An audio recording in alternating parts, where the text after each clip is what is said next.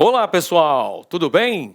Um grande abraço para você ligado aqui no Mestres da História, em conexão direta com o LAC Concursos, o maior site de videoaulas do Brasil. E para desespero da concorrência, Edenilson Moraes está na área e se derrubar é pênalti. E eu estou aqui chegando, trazendo o nosso projeto pedagógico campeão, que vai impactar nos seus estudos de preparação, que vai turbinar os seus estudos para que você realmente fique bastante competitivo. É isso aí, queremos ajudar você a se preparar para conseguir um grande desempenho na sua avaliação. Em especial, hoje falamos com os nossos amigos e amigas que estão se preparando para o concurso da PMPE, exatamente, para o concurso da Polícia Militar do Estado de Pernambuco. Vamos trazer aqui uma bateria de questões focadas nesse concurso, questões de história de Pernambuco que caíram em concursos recentes, em certames recentemente aplicados. Então, sem mais lero-lero, nem vem cá que eu também quero, já vou pedindo para você se inscrever no nosso canal. Se você é novo e chegou por aqui, caiu de paraquedas, você está no lugar certo. Aqui a gente vai fazer uma preparação focada e eu prometo trazer uma série de vídeos que possam realmente contribuir de maneira eficaz para a sua aprendizagem. Então vamos lá. Primeiro assunto que a gente vai tratar na aula de hoje, pessoal, diz respeito à criação da Capitania de Pernambuco. Você sabe que no processo das chamadas capitanias hereditárias brasileiras, Pernambuco teve um destaque. Pernambuco teve um resultado bastante importante, né? Um resultado bastante positivo, afinal de contas, das capitanias hereditárias, somente Pernambuco e São Vicente foram exitosas, conseguiram grandes resultados. A capitania pertencente a Duarte Coelho conseguiu resultados bastante significativos em virtude do sucesso do cultivo de cana-de-açúcar. Então, vamos em especial abordar as principais características do primeiro século da colonização das terras pernambucanas. Ou seja, o nosso contexto histórico estudado neste primeiro momento diz respeito ao período que vai de 1532 até 1630. Que período é esse? É o período de consolidação do processo de exploração econômica e colonização das terras pernambucanas, desde a criação da capitania, a implantação das primeiras vilas, a implementação da economia açucareira, até 1630. 1630 é a data em que ocorre a chegada dos holandeses, a conquista holandesa das terras pernambucanas. Então é nesse contexto histórico, período de consolidação de Pernambuco como principal centro produtivo de cana-de-açúcar no mundo. A consolidação de Pernambuco como importante centro econômico da América Portuguesa. A ocupação territorial se deu inicialmente na faixa litorânea, porque foi nessa área especificamente que foram cultivados os canaviais. É nesta área, na faixa litorânea, que se estabeleceram os primeiros engenhos de açúcar em terras pernambucanas. Só posteriormente é que nós tivemos a ocupação das terras interioranas, dentro de um processo que nós chamamos de expansão territorial. Então é muito fácil de entender. Vem comigo.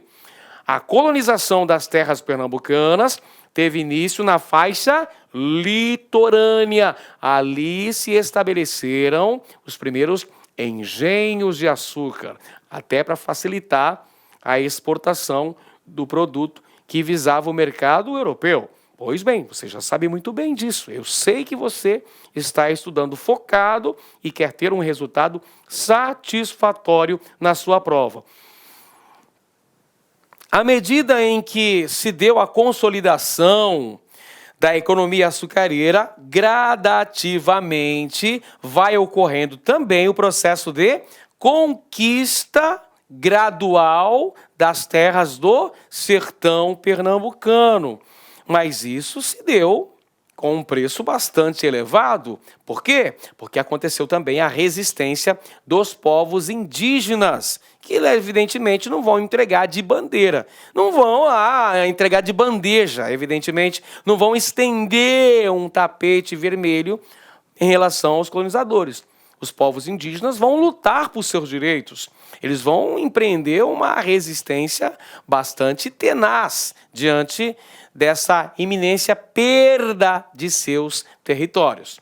Tudo bem? Vamos então conferir a questão, pessoal, elaborada pela banca e a UPE. Vamos lá.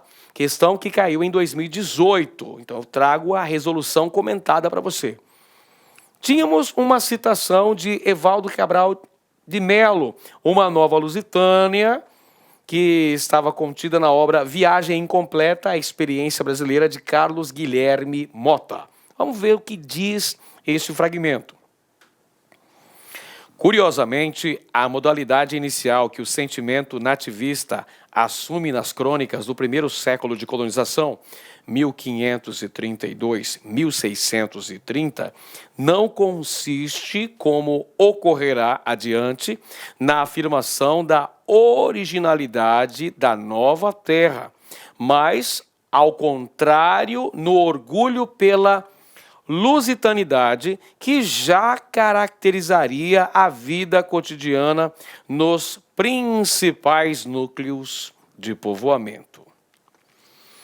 Em relação ao primeiro século de colonização, assinale a alternativa correta. Está falando daquele período, pessoal, que vai de 1532, criação das primeiras vilas em Pernambuco, estabelecimento da capitania de Pernambuco, Duarte Coelho, primeiro capitão donatário da capitania de Pernambuco, Duarte Coelho, grande Duarte Coelho.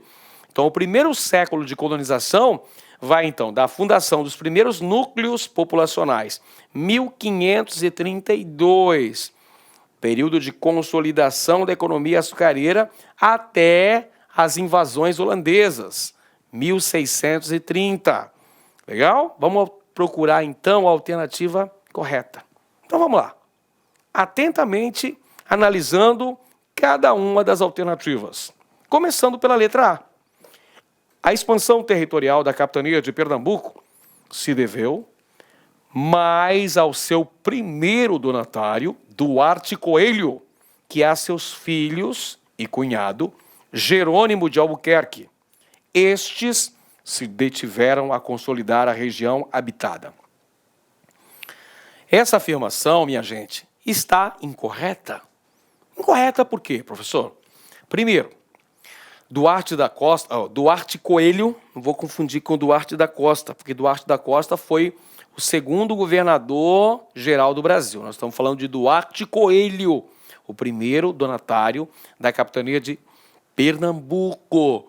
Bacana. Ele teve uma atuação muito boa, ele consolidou a capitania, fez florescer a economia açucareira, pois bem, mas seus filhos, seu cunhado e até mesmo sua esposa também tiveram uma participação importante nesse processo. Não podemos esquecer que Duarte Coelho foi embora, deixando seus familiares em Pernambuco. E, portanto, são seus filhos e o seu cunhado, Jerônimo de Albuquerque, que tem um papel fundamental no processo de consolidação da conquista territorial, mais para o interior, ou seja, conquistando gradativamente o sertão pernambucano. Então, essa afirmação nós não vamos assinalar porque está incorreta. Vamos, então, analisar a letra B.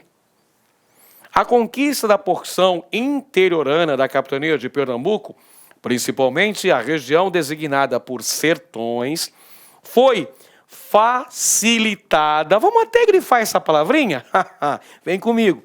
Foi facilitada pela docilidade, ó que meigo, docilidade dos grupos indígenas que ali habitavam. Muito pelo contrário, nós acabamos de falar que ocorreu uma vigorosa resistência dos povos indígenas. Eles não entregaram o ouro para o inimigo, eles não entregaram de bandeja esse território, muito pelo contrário, lutaram pela sua dignidade, pela sua liberdade, pelas suas terras. Então houve uma grande resistência por parte dos povos indígenas. Portanto, essa afirmação está incorreta também. Não tem nada não. Vamos então olhar para a letra C. Em Igaraçu, ainda na primeira metade do século XVI, os colonos portugueses enfrentaram a resistência dos nativos, que cercaram essa vila por muitos dias, tendo que contar com o apoio dos que habitavam em Itamaracá para romper o cerco indígena. Essa afirmação é correta, pessoal. Essa gradual conquista lusitana dos territórios pernambucanos não se deu de maneira fácil, muito pelo contrário. Precisou de muito esforço por parte dos colonizadores para conseguir definitivamente a posse do território e a ampliação em direção ao chamado sertão pernambucano. A alternativa C é essa que a gente vai assinalar. Mas vamos olhar para as outras alternativas, afinal de contas temos mais duas. E você sabe, né? Para desencargo de consciência, a gente tem que olhar para as alternativas restantes. Letra D. Os franceses foram grandes aliados. Vamos grifar aqui, ó. Os franceses foram grandes aliados dos portugueses na defesa do norte do Brasil. Olha que belo. Na defesa do norte do Brasil e da Guiana Francesa. Em Pernambuco, por exemplo, as tropas dessas duas nações repeliram os caetés.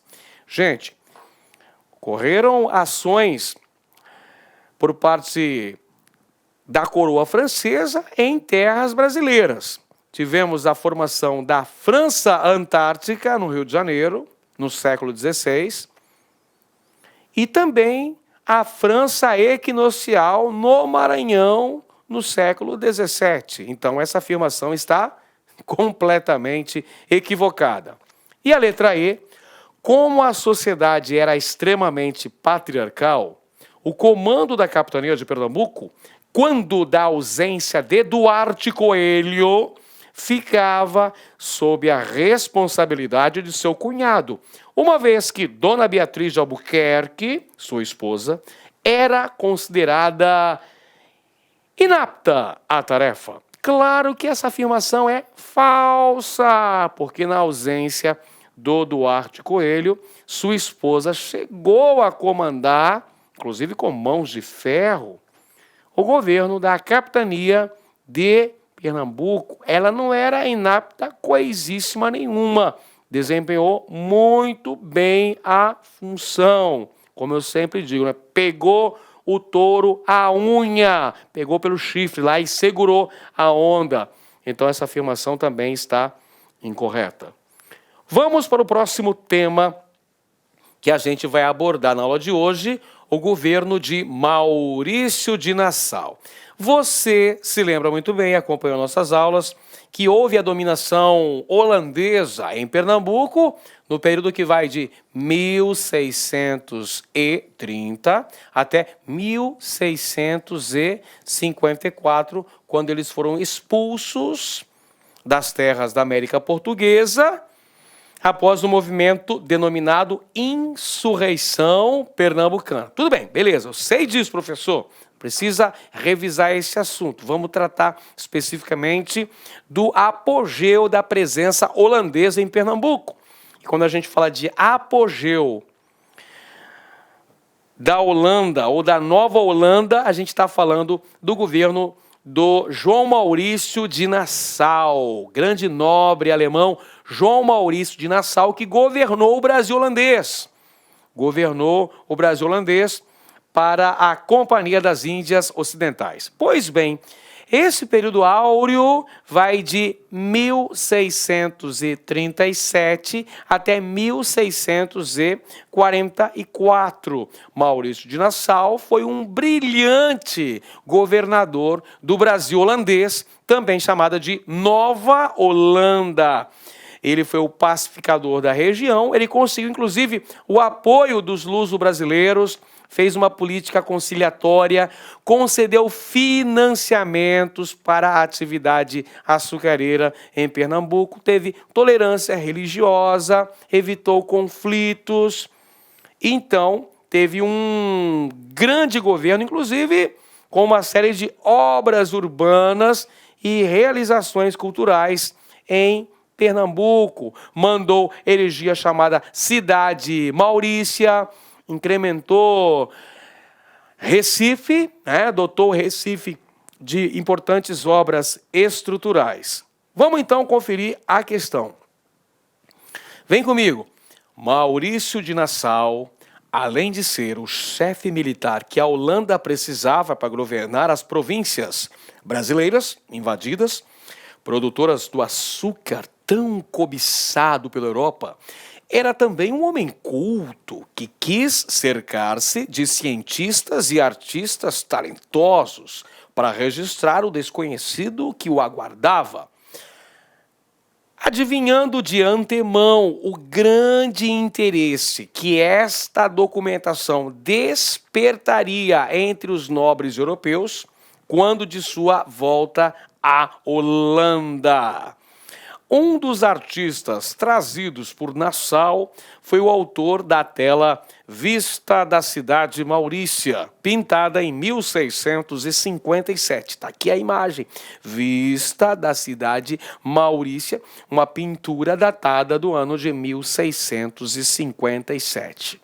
Muito bem, estava aqui a citação, de onde que foi extraída a imagem. E a pergunta é justamente a seguinte: em qual alternativa está indicado o nome do autor dessa obra?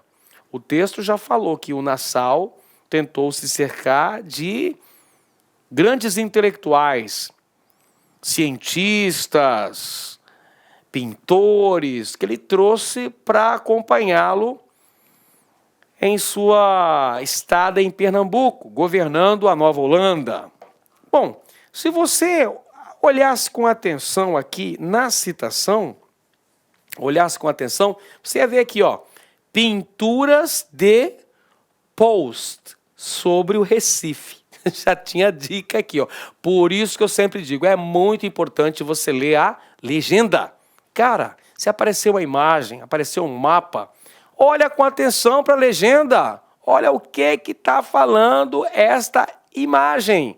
Porque aí você vai ter uma dica muito importante para encontrar a alternativa correta. Então, você já sabe que foi o France Post. A própria banca te deu essa dica na citação de onde foi extraída aquela imagem. Então, o pintor daquela obra, a Vista da Cidade Maurícia, é o France Post. A alternativa correta, a letra D de dado. Outro assunto bastante recorrente que caiu na prova também diz respeito à chamada Guerra dos Mascates, que é um importante movimento nativista ocorrido durante o período colonial brasileiro.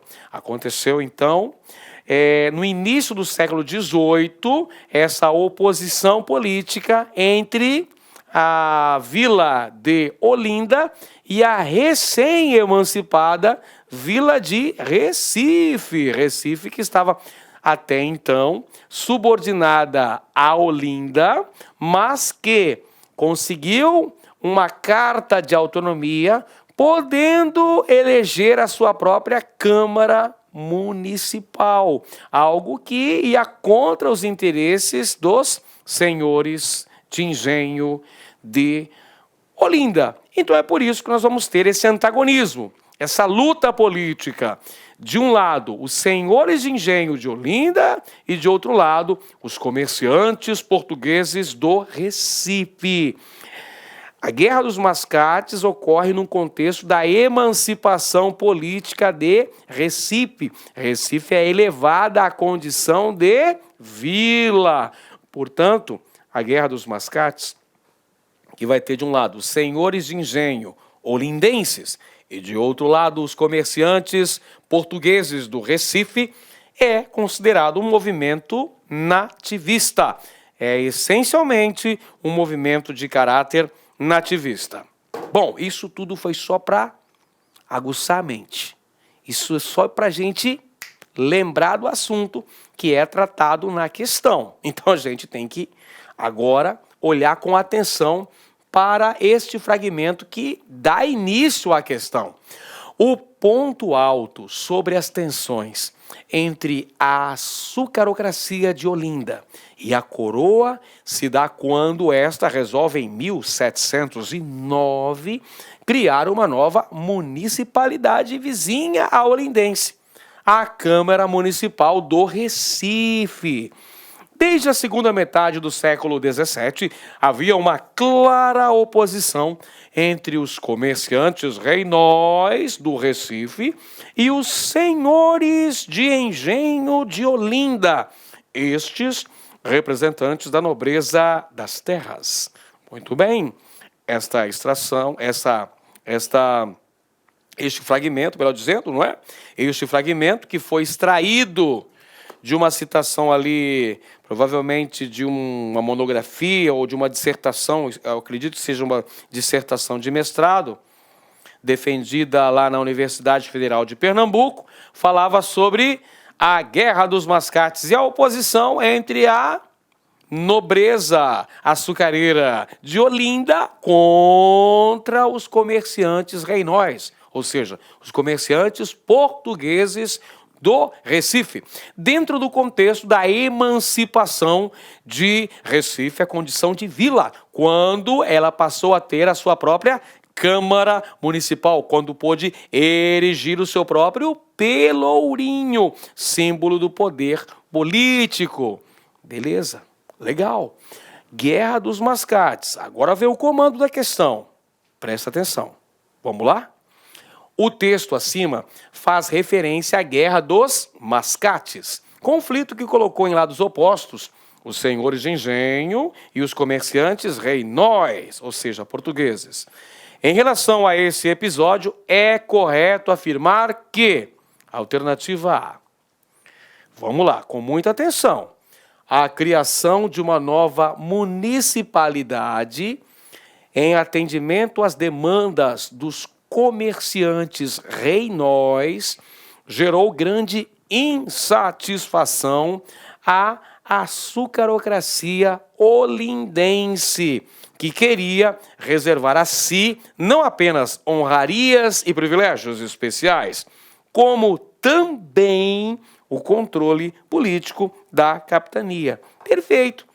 Quando ele diz assim, a criação de uma nova municipalidade. Ele está falando aqui da elevação do Recife à categoria de vila, gente. Acabou de falar no texto, você leu agora há pouco. 1709, a coroa portuguesa atendendo às demandas dos comerciantes reinóis, ou seja, os comerciantes lusitanos. Então, tem a sua demanda atendida pelo rei de Portugal, que eleva Recife à condição de vila. Logicamente que isso desagrada os interesses da açucarocracia olindense. O que é isso, professor?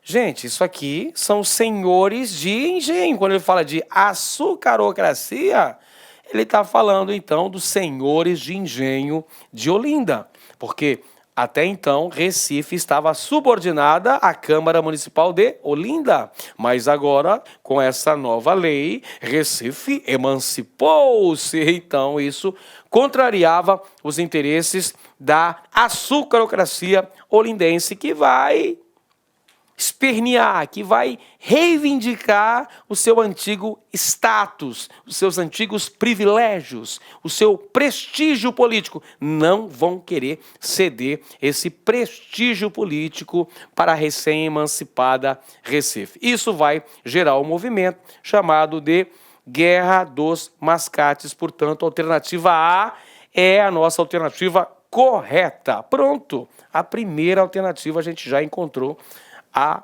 correta. Mas a gente vai analisar as outras também e entender por que as outras estão incorretas. Alternativa B. Mesmo tendo saído derrotados na Guerra dos Mascates, os senhores de engenho de Olinda não se abateram, pois não perderam o controle sobre a recém-criada Câmara do Recife. Errada essa afirmação. Claro que perderam. Surgiu ali uma nova Câmara Municipal. Recife emancipou-se. Isso garantiu o prestígio político para os comerciantes reinóis. Eles já tinham prestígio econômico, inclusive concedendo empréstimos para os senhores de engenho de Olinda. Agora, os comerciantes reinóis passam a ter também prestígio político, porque eles conseguiram a elevação à condição de vila, fato que fez com que eles tivessem direito a uma Câmara Municipal. Alternativa C. Com seu fim, as elites comerciais de Recife e as latifundiárias de Olinda restabeleceram os laços graças à ativa influência da administração lusa, a quem não interessava financeiramente a desunião de comerciantes e produtores de açúcar. Claro que não, pessoal, porque gradativamente nós vamos ter aqui uma perda do prestígio político da Vila de Olinda, que evidentemente vai perder esse espaço para a nova vila muito mais influente, muito mais desenvolvida, muito mais preparada, inclusive do ponto de vista de uma infraestrutura. Então, claro que Olinda sai derrotada nessa disputa e vai perdendo o prestígio político, até o ponto de, posteriormente, Recife se tornar a capital pernambucana. Alternativa D. Influenciados pelas ideias revolucionárias que circulavam pela Europa, os senhores de engenho de Olinda defenderam os interesses da capitania, reafirmando o sentimento de identidade nacional do Brasil. Incorreta essa afirmação, gente. Lembra dos movimentos nativistas? Eles não tinham este sentimento nacionalista. Não dá para falar ainda numa brasilidade no século XVII, começo do século XVII ainda. É um movimento de caráter essencialmente nativista. Tudo bem, mas não dá para dizer que já temos um sentimento de identidade nacional do Brasil. Isso não existe ainda no início do século XVIII, que a gente está falando. E a letra E, considerado pela historiografia como um movimento liberal, buscava conservar a maior autonomia da Câmara de Olinda em relação à administração lusitana, algo que os pernambucanos conservaram desde o período duartino. Essa afirmação também é incorreta, pessoal. Na verdade, Olinda queria manter os seus privilégios políticos de ter uma Câmara Municipal. Temia, pela emancipação recifense, a perda de prestígio político. É por essa razão que os senhores de engenho de Olinda vão pegar em armas para tentar voltar à situação anterior a essa emancipação, coisa que eles não conseguem, porque quem sai vitorioso ao final da Guerra dos Mascates, quem que sai vitorioso? Muito fácil. Quem vence é Recife, são os comerciantes lusitanos do Recife que saem-se vitoriosos nesta contenda. Beleza? Então, maravilha, vamos ficando por aqui. Eu vou voltar posteriormente com novas questões, com novas discussões. Se você gostou, deixa o seu like, deixa o seu joinha, clica aí na campainha para você receber as nossas notificações, se inscreva no nosso canal também, deixa aqui embaixo as suas impressões sobre essas questões que nós apresentamos, são as questões do mais recente concurso da Polícia Militar de Pernambuco, a PMPE. Deixa também aqui nos comentários quais os temas que você quer ver aqui no nosso canal relativos à preparação para esse concurso lá em Pernambuco. Legal então, pessoal? Muito obrigado por acompanhar esse vídeo até aqui. Um grande abraço a todos e até a próxima. Fui! Clique lá